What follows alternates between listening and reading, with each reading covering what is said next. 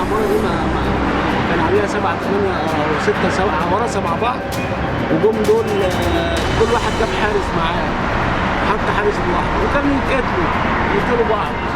واخد بالك؟ ومهجوره بقى بتاع حوالي 20 25 سنه.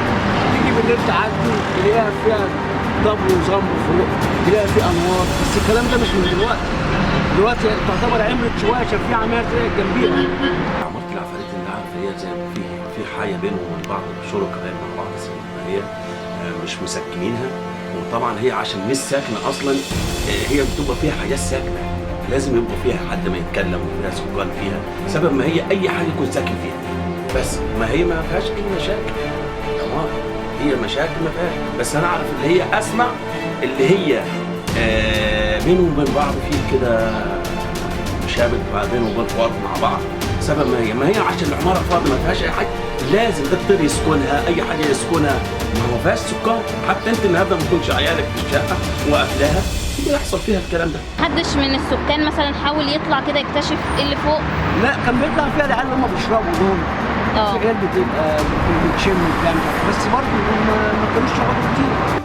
بس هي بسبب ما هي مقفوله ما فيهاش اي حد، هي السبب من الكلام ده. يعني ما حصلش فيها مثلا قتل قبل كده؟ لا ما حصلش فيها حاجه، لا ما سمعتش الكلام ده خالص. طب بالنسبه للناس الحراس اللي كانوا بيتقتلوا دول، ما تعرفوش ايه سبب القتل؟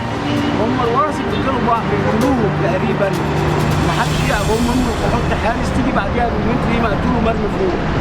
واخد بالك؟ الله اعلم بقى الورثه قتلوه، الله اعلم. ما فيش حد منهم بيتحاسب مثلا؟ ما حدش بيبلغ عنهم من اهالي المتوفي المقتول؟ انا لسه كنت صغير، لسه كنت اسمع برضه ان فلان اتقتل.